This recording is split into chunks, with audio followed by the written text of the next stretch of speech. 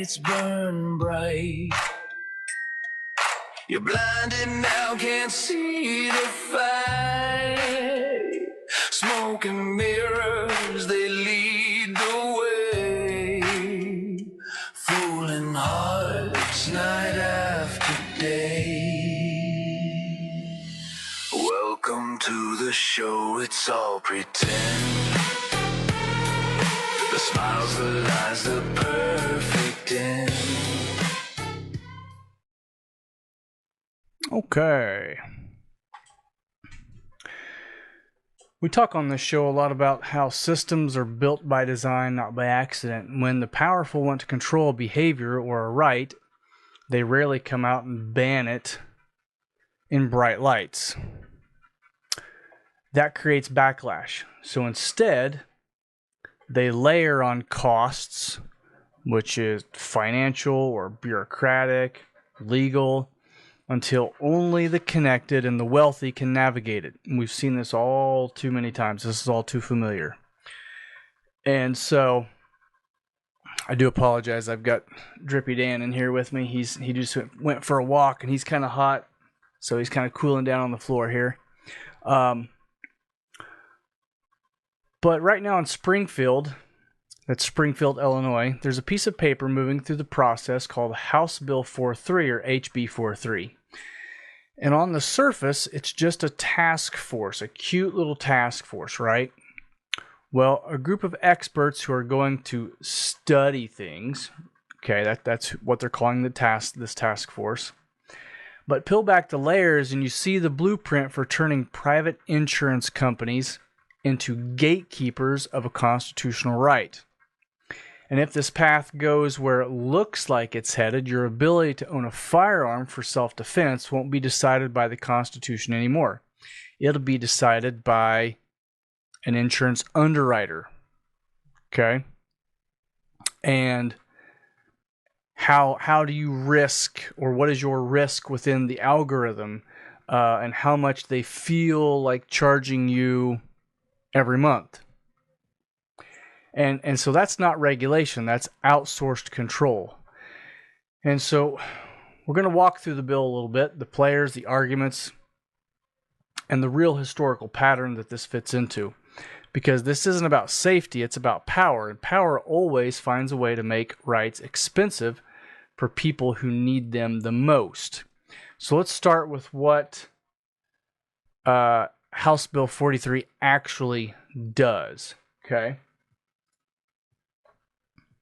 So House Bill 43 was introduced in January of last year by Representative Bob Morgan, a Democrat from Deerfield, a guy with a long track record of pushing firearm legislation. It doesn't mandate insurance yet, so let's be clear on that. What it does is create something called the Task Force on Firearm Insurance. And this task force is supposed to review current and potential future insurance policy offerings for the quote-unquote safe and legal possession of firearms, and then make policy-making recommendations. They've got until December 31st of this year, of 2026, to submit the report to the governor and the General Assembly. Then the task force dissolves on January 1st of next year. Okay? It's a convenient timeline, isn't it? Study in 2025 through 2026. Okay? Recommendations drop right before the 2027 legislative season. That's when the real push could happen. Now let's talk about where the power shift is. Right now, the government wants to restrict gun ownership. They have to pass a law and then defend it in court and then deal with public backlash.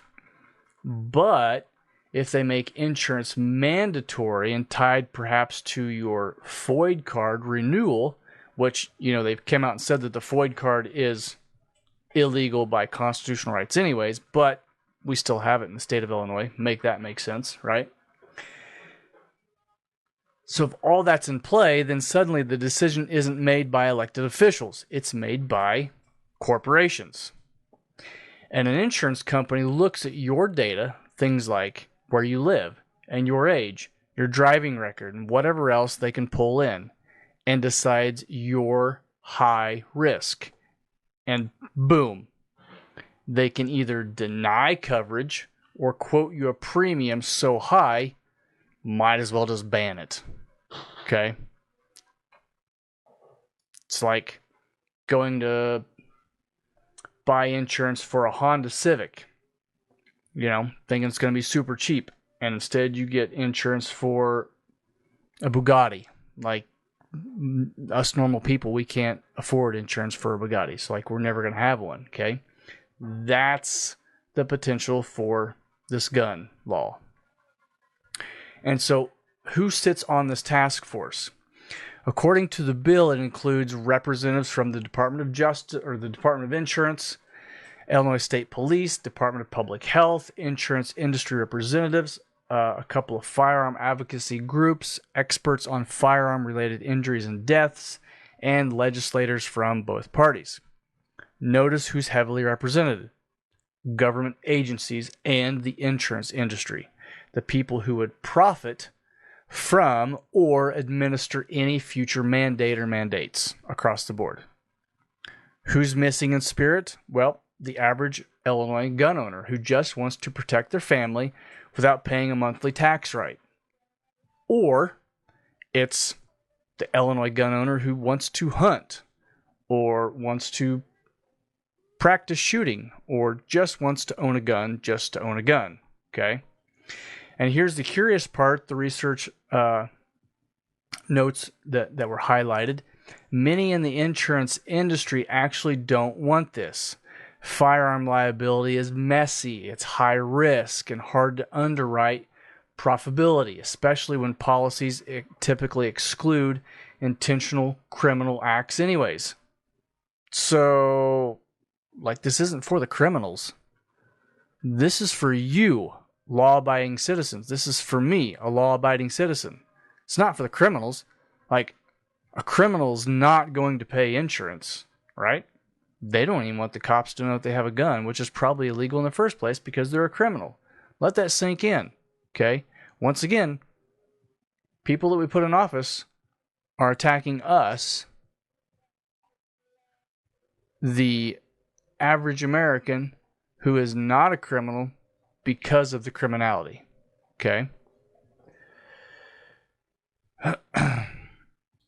So why is the government pushing so hard for insurers to get involved? That's the question we need to keep asking, okay?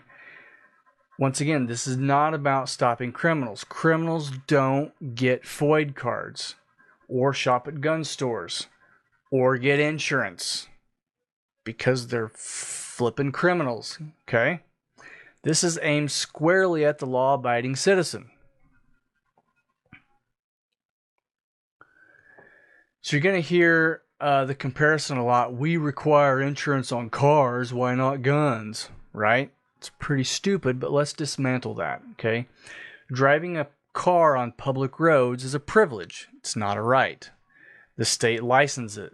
It regulates it and can take it away, right? It can. Self-defense, keeping and bearing arms, is an enumerated constitutional right. Not only is it constitutional, but it's God-giving, right? Our rights are not given to us by the Constitution. They're God-given to us. The Constitution just says, it outlines what we allow politicians to do and what not to do, okay? And so the Supreme Court has made that clear, especially in post-Bruin. There's a deeper problem with the analogy. Standard liability insurance for cars or anything else almost never covers intentional criminal acts. If you deliberately run someone over, your policy doesn't pay out. Same with guns. So what exactly is this firearm insurance supposed to cover? Negligent accidents? I don't know, right? If it's about accidental shootings, fine. Voluntary insurance already exists for responsible owners. It does. But mandating it as a condition of ownership turns it into a financial barrier to a God-given right, backed up by the Constitution. And that barrier hits hardest where it's most needed. Think about low-income communities and high-crime rate parts of places like Chicago or St. Louis or downstate areas with real violence. The people who face the greatest threat often have the least disposable income. And a mandatory monthly premium, even if we're talking $20 or $30, becomes a poll tax on self-defense. And those who need protection most get priced out, while the wealthy, well, they keep the connected rights to their guns or to their protection. Like, let's be honest, most wealthy people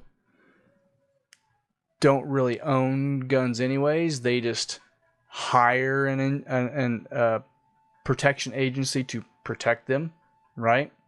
And so, can you, the listeners, can you afford another $20 bill tacked on every month? Can you afford another $30 bill tacked on every month just to have your guns insured to have them, right? And so, like, these are the critical thinking questions that we have to ask. We can't let politicians get away with the stuff that they're getting away with, okay? And so what this does is this privatizes enforcement. The state doesn't have to send police to confiscate guns. They just let insurance companies do the sorting for them. Too risky? Well, you're denied. Can't afford the premium? Sorry, no FOID renewal, right? We're not going to let you renew your FOID. You're going to have to sell us your guns, or we're going to have to do a buyback program, okay? And so the system gets upgraded without the mess of a direct confrontation from the police or the politician, because it's already built into society. It's pretty convenient. It's pretty awesome, right? I don't think it is, okay? And let's be honest, insurance companies are profit-driven. They will price based on actual tables that can easily be influenced by where you live, your demographics, or political pressure. That's not neutral at all. That's a backdoor way to discriminate without the state having to admit it, right? You live in Chicago? Well, instead of $20, you're going to pay $50. You live by East St. Louis? Instead of $20, it's going to be $50, right? They could do it. It's nothing saying that they can't, okay? If it's all based off demographics, yeah, why not? And so this is where we zoom out and see the patterns, because none of this is new. Throughout American history, those in power have used financial barriers to keep certain groups from exercising fundamental rights. Let's take the post-Civil War in the South. After the 15th Amendment gave black men the right to vote, what do? Well, southern states didn't repeal the amendment. They got creative. They done things like imposed a poll tax, a flat fee you had to pay just to register to vote. And for many poor black families and some poor white families, that small annual tax was insurmountable, especially when it was cumulative and you had to pay back taxes just to be able to vote. Right? Doesn't make sense. Okay. Then they layered on the literacy tests administered arbitrarily by white registers. Fail the test, even if you could read, no vote. Grandfather clauses let whites skip the test if their ancestors voted before 1867. But newly freed black Americans, well, they had no such ancestors. And the result? Systemic disenfranchisement under the color of neutral rules. Sound familiar? Mm-hmm. We saw similar tactics with property requirements for voting in early eras. Only landowners could participate, right? In the beginning, you had to be white, you had to be rich, and you had to own land. Oh, and you had to be a man. And that's who could vote, okay? This is the exact same thing, just wrapped up in a different bow, okay? It's just different wrapping paper, all right? And even the Jim Crow era used economic pressure and bureaucratic hoops to keep people in their place. Now apply that lens here. Mandatory firearm insurance functions the same way as those old poll taxes. It doesn't say you can't have a gun because of who you are. It says you can't have a gun unless you pay this ongoing fee and satisfy a private company's standards. Let that sink in. It disproportionately burdens low-income families and the very people living in neighborhoods where legal self-defense is most critical. And let's look at the timing. The task force reports at the end of 2026. That gives the political class a nice, thick report full of data and full of recommendations to wave around in the 2027 session when they try to turn study into what? Into a mandate. They love that frickin' word. We're going to mandate this to happen. It's not going to be law, but it's going to be a mandate. You're going to have to do it because it's a mandate, right? They love that, okay? This is how our rights get eroded. Not with a bang, but with paperwork and premiums and plausible deniability. And the miseducation part, they'll sell it to you, to us, as common sense safety or responsible ownership. They'll compare it to things like car insurance, and they'll talk about gun violence statistics and conveniently clump criminals with you, law-abiding citizens, law-abiding gun owners. But strip away the language and you're left with the financial gate on a right the Constitution was written to protect from exactly this kind of government creativity. It's why the Constitution was wrote, to protect us against this type of stuff. Okay? So HB 43 is the trial balloon. It doesn't mandate insurance today, but it builds the infrastructure, assembles the players, and creates the official findings that future legislation will lean on. If they succeed in making a private corporation the decider, using things like an algorithm or a risk score or a premium sheet, then the state has successfully outsourced enforcement of the Second Amendment. They've privatized it. They've made it definable by a corporation instead of a God-given right backed up by the Constitution. Okay? And so they aren't breaking the system. They're upgrading it for the 21st century.